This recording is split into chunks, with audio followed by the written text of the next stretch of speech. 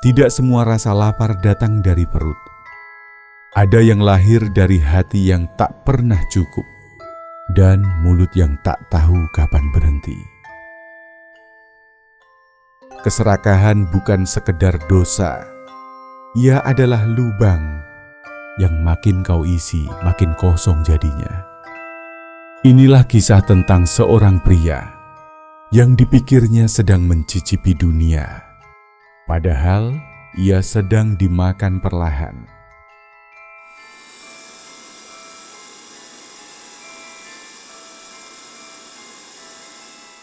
Nama pria itu Tony, tapi warganet mengenalnya sebagai Tony Bintang 5. Food vlogger dengan jutaan pengikut. Raja review kuliner yang katanya jujur tanpa tedeng aling-aling. Satu kalimat darinya bisa mengangkat sebuah warung ke langit atau menguburnya dalam ulasan bintang 1. Tapi tak ada yang tahu, di balik suara lantang dan senyuman lebar itu, tersembunyi perut yang selalu menuntut lebih, dan mulut yang tak sekedar mencicipi, tapi menelan, mengunyah, dan menghancurkan. Semua demi satu hal, kepuasan. Sampai suatu hari, Tony tiba di sebuah desa kecil. Di sanalah ia menemukan warung yang tak bisa dibeli, tak bisa diancam, tak bisa diperas. Dan sejak saat itu, rasa lapar bukan lagi urusan lidah, tapi urusan jiwa. Tony mengira hari itu seperti hari-hari biasanya. Ia menyetir mobilnya melewati jalanan yang tak ada sinyal, menuju sebuah desa terpencil yang disebut-sebut netizen sebagai surga tersembunyi bagi lidah.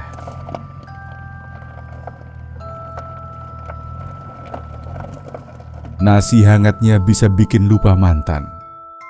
Ayam gorengnya serasa dipeluk ibu waktu kecil. Komentar-komentar absurd itu memancing rasa ingin tahunya, atau lebih tepatnya, rasa laparnya akan peluang.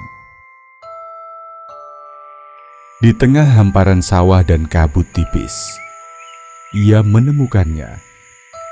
Sebuah warung kecil tanpa nama, berdinding kayu, tanpa papan, tapi asap dari dapurnya menari pelan, membawa aroma rempah yang entah kenapa terasa akrab. Di luar warung hanya ada satu meja panjang dengan bangku kayu. Tak ada pelanggan lain, tak ada suara motor lewat. Hanya angin dan suara penggorengan dari dapur belakang. Tony mengangkat kameranya. Dengan senyum andalannya, ia mulai merekam.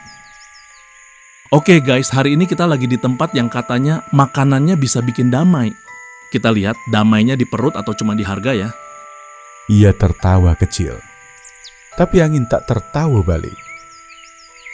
Di balik lensanya, ia tidak tahu. Langkah pertama itu adalah langkah menuju rasa lapar yang tak pernah bisa dikenyangkan.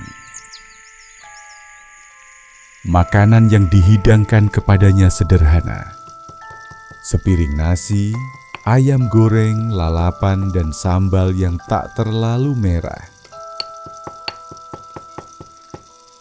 Tapi sekali suapan, matanya melebar. Ada sesuatu dalam rasa itu. Bukan cuma enak, tapi menenangkan. Seolah setiap butir nasi menghapus satu beban. Setiap kunyahan membawa kenangan masa kecil yang nyaris terlupakan.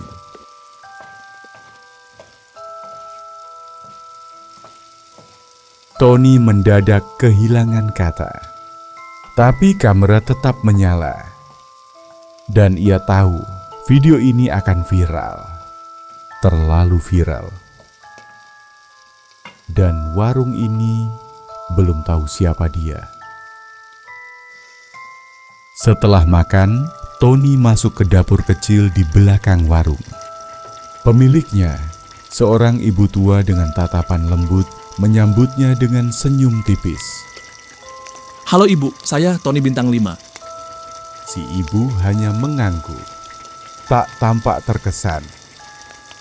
Kalau ibu mau, video ini bisa saya bantu supaya meledak. Tapi tentu ada biaya kerjasama. Tony menyebut nominal. Jumlah yang biasa membuat warung-warung kecil gemetar. Tapi ibu itu hanya berkata pelan. Kalau kamu suka, makan saja. Tapi kami tidak menjual lebih dari itu. Tony tersenyum, tapi rahangnya mengeras. Ia mengulang tawaran, kali ini dengan nada yang sedikit lebih menekan. Tapi si ibu tetap sama. Matanya menatap, tapi tak membalas. Tak ada rasa takut, tak ada ambisi. Dan entah kenapa, untuk pertama kalinya, Tony merasa kecil. Seolah ia bukan tamu, melainkan seseorang yang baru saja melangkah masuk ke ruang yang bukan untuknya. Ia keluar dari warung dengan tubuh kenyang, tapi hati yang mulai berdenyut tak nyaman. Kameranya masih menyala, tapi di rekaman itu, sekilas ada bayangan hitam berdiri di sudut dapur. Tidak bergerak, tidak bersuara, seolah sedang menonton. Seolah-olah sedang menunggu.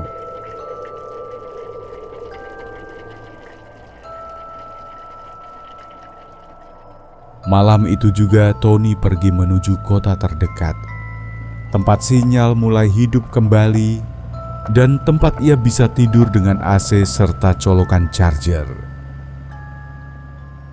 Perutnya kenyang, bahkan terlalu kenyang. Tapi saat ia duduk di kamar hotel dan memutar ulang footage dari warung tadi siang, lidahnya mulai bergerak. Ia merasa lapar. Bukan lapar biasa, tapi lapar yang mengganggu. Seperti ada ruang kosong yang mendesak dari dalam dan menuntut untuk diisi. Tapi bukan dengan apapun, hanya rasa itu. Rasa dari siang tadi. Ia membuka laci, mencari cemilan, dan dimakannya habis. Tapi lapar itu tak surut. Justru makin menggigit. Seolah tubuhnya sedang kekurangan sesuatu. Sesuatu yang tak bisa dibeli di minimarket.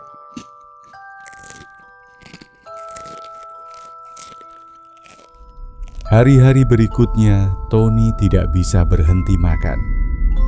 Tiap 2 jam sekali, perutnya menjerit.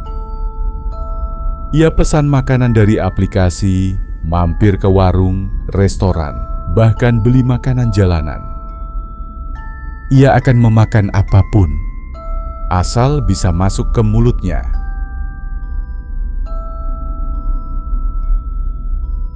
Tapi meski ia makan lebih banyak dari sebelumnya, berat badannya justru turun dengan cepat.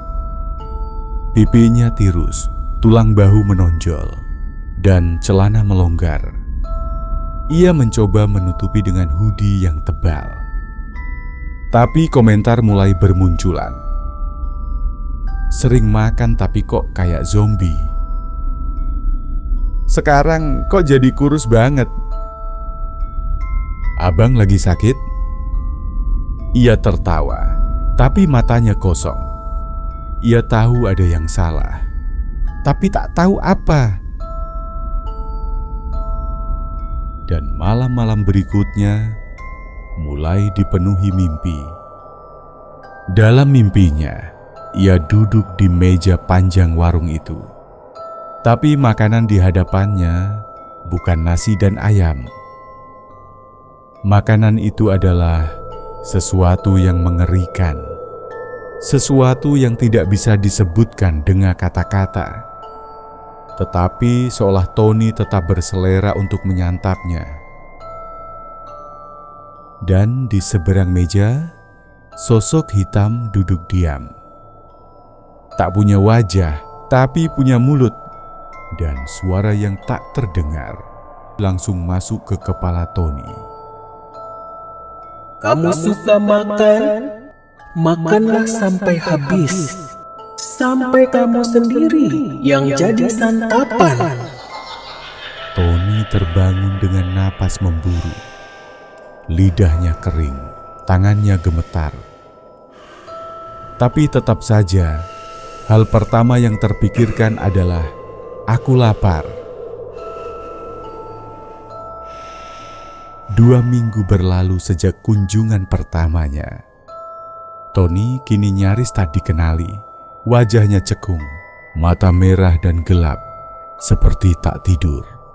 Ia telah makan segalanya, tapi tetap lapar. Maka ia kembali ke satu-satunya tempat yang pernah memberinya kenyang, desa itu. Jalan masuk ke desa tampak berbeda. Kabut tipis menyelimuti pohon-pohon, dan udara kini lebih dingin. Warung itu masih di sana, kecil, sunyi, berdiri seperti menunggu. Kemudian Tony masuk, meja dan kursi masih sama, tapi tak ada siapa-siapa. Dari dapur terdengar suara langkah pelan. Lalu muncul seorang wanita tua. Wajahnya lebih tua, lebih kosong, dan matanya keruh. Tapi senyumannya tetap hangat, sehangat hari terakhir seseorang. Tony memesan, apapun asal rasa itu kembali. Sang wanita tua hanya mengangguk, lalu masuk ke dapur. Saat makanan datang, Tony tak menunggu. Ia lahap, rakus, tangannya gemetar. Tapi saat suapan pertama masuk ke mulutnya, rasanya hampa. Tak ada kehangatan, tak ada kenyamanan. Ia berhenti dan menatap piring. Bukan ini, gumamnya. Ia memanggil wanita tua itu, tapi dapur sudah gelap, sunyi. Lalu terdengar langkah lain, bukan dari dapur, tapi dari balik dinding belakang. Langkah pelan, basah, seperti sesuatu yang menyeret dirinya keluar dari dalam tanah. Tony berdiri perlahan dari kursinya. Perutnya menolak makanan yang tadi ia telan. Tubuhnya menggigil. Ia melangkah ke arah dapur, tapi tak ada apa-apa di sana. Hanya panci kosong, dinding kayu yang lembab, dan bau tanah basah. Lalu suara itu datang lagi, bukan dari luar, tapi dari dalam tubuhnya. Kamu ingin rasa itu kembali, dan kamu ingin lebih kenyang, Tony? Ia jatuh berlutut. Mulutnya menganga, air liur menetes ke lantai. Tubuhnya gemetar seperti sakau. Lalu, sebuah celah terbuka di dinding belakang. Bukan pintu, tapi semacam rongga hidup, bernafas perlahan, seperti daging raksasa. Dari dalamnya merayap sosok hitam berlendir. Mempunyai wajah tanpa mata, tapi penuh dengan mulut kecil yang tersenyum. Tony ingin lari, tapi tubuhnya tak sanggup. Ia hanya bisa menatap saat makhluk itu mendekat, lalu menempelkan tangan ke perut Tony. Dalam 1 detik, Tony merasa semua makanan yang pernah ia telan, semua rasa yang pernah ia nikmati, dicabut, dikeruk, dihisap paksa dari perutnya. Ia mencoba teriak, tapi tak ada suara. Tubuhnya menyusut, perutnya mengempis, tulangnya menonjol keluar seperti kawat. Ia menggeliat, tapi makhluk itu hanya menatapnya dengan puluhan mulut yang kini berseru serempak. Kamu rakus, Tony. Kamu makan lebih dari yang pantas. Kini kamu akan lapar selamanya. Lalu semuanya gelap dan sunyi. Di desa itu, warung kecil tadi tetap berdiri, siap menyambut siapa saja yang datang dengan niat buruk dan perut yang terlalu serakah.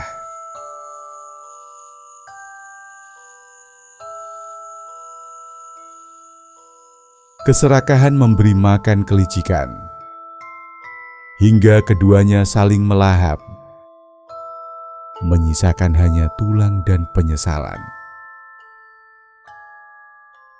Terima kasih sudah menemani sampai akhir. Cerita ini mungkin cuma fiksi, atau jangan-jangan lebih dekat dari yang kita kira. Yang jelas, jangan lupa like dan subscribe, biar kamu gak ketinggalan cerita horor selanjutnya. Sampai jumpa di mimpi burukmu berikutnya.